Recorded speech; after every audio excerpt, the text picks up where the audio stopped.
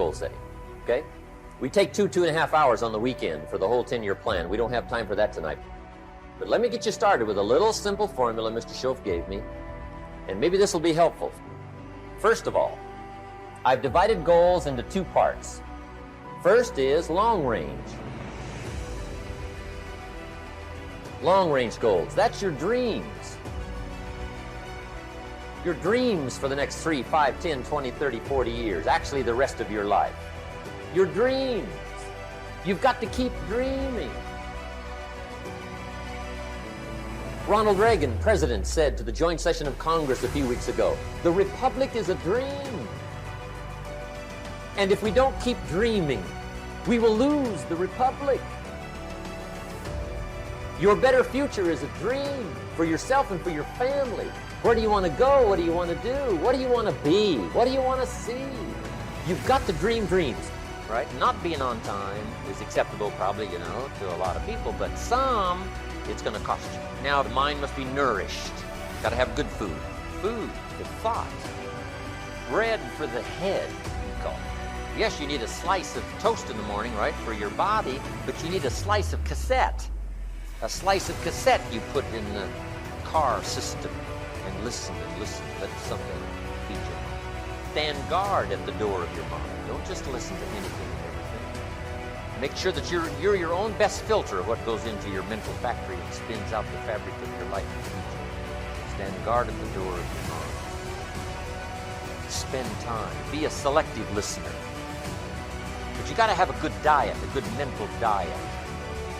When you walk into a home and walk into the pantry of the, the kitchen, you take a look what's in there.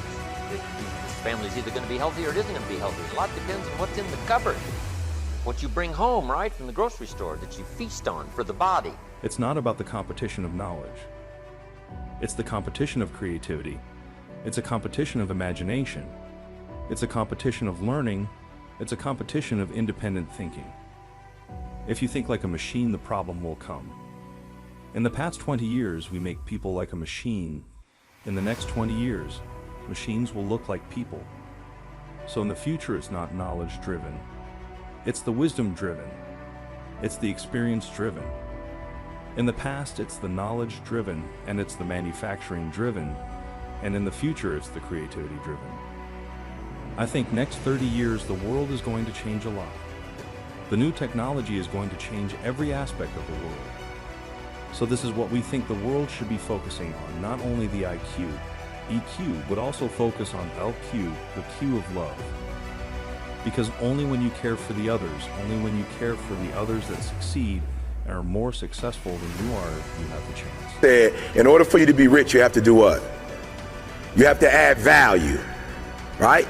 So I told you there's a way to know in the relationship if you're adding value, right? There's a way to know, right? Let's just use this number. I'm not saying it is right, but just watch me. 50-50, all right? Now that's not the truth, but 50-50 would be what kind of relationship? Symbolically, what kind of relationship would that be? It would be an equal, right? But in a lot of our relationships, it's 80-20, which means that somebody's doing what? And then somebody's doing what? Okay, good. So somebody's giving more, somebody's taking more. When you hit 50-50, right? So watch this. I told you, get your character right, then add more value than you take. Short range. Short range goals. That's your goals for tomorrow, this week, this month, this year, the immediate future. We call these confidence builders. Because if you set up something short range, go for it, get it, latch onto it, work hard, accomplish it. That starts building your strong feelings to go for your dream. Now, I've divided goals into 3 categories. Here they are. Number 1 is economic. That's your goals for money, income, business, profits, production. Economics. Make sure you've got your economics well planned. Economics plays a major role in everybody's life. Economics is major, which means it ought to be meticulously well planned for tomorrow, this week, this month, this year, long range. Good times create weak people. Weak people create bad times. Bad times create strong people. Strong people create good times. My whole thing is leaders anticipate, losers react. If you can anticipate what's coming, you can really take advantage. If you wait till it hits you, you're in trouble. The biggest problem people have is they think they're not supposed to have any problems are the fuel for growth. It's like you don't have any problems. You're either a liar or you might call them challenges. It feels better. I understand that anybody who doesn't have problems, these either totally asleep with the wheel or they don't have much of any kind of a life. Commitment to becoming excellent in your chosen field is an indispensable prerequisite for success, that if you are not good at what you do, you haven't got a chance in our competitive society unless you win the lottery. And only the top 5 or 10% are excellent. You must commit yourself to excellence. You must commit yourself to becoming the best. And the wonderful thing is that excellence is a journey. It's not a destination. You never get there. Complacency and satisfaction are the key enemies of excellence. But once you commit yourself to becoming excellent, the whole world opens up for you. A very important point of excellence is this means simply this: do your best every time out and always strive to do it better. Excellence yields opportunities, because when you become good, you open it up. It's almost like the Red Sea of opportunity opens up in front of you. When you become excellent, you come to the attention of people, and people try to get you, and they give you more responsibilities and more opportunities. You see, when we do something well, it gives us a feeling of self-esteem and pride. We feel like a winner. But if we do things in an average way, it doesn't give us anything. Now here's the simple formula for setting goals. It goes like this. A, work on your goals. That's step 1. Work on them. And I put the word work there deliberately. Setting goals is plain hard work.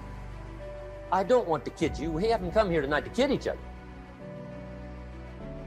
It's work. I know it's work. That's why a lot of people just let it slide. It's work.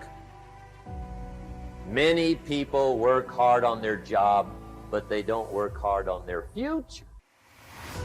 They just let that slide. And the work involved is making plans. I know most people don't. I understand that. But don't let that be you. Guy says, well, yeah, you work where I work. By the time you struggle home, it's late. You got to eat a bite of supper, watch a little TV, get to bed. You can't sit up half the night. Plan, plan, plan. And the guys beat. Young people, a lot of young people lose hope, lose vision, and start to complain. We also have the same problem. It's not a good feeling being rejected by so many people. We also depressed, but at least later we find that the world has a lot of opportunities. How you see the world, how you catch the opportunity,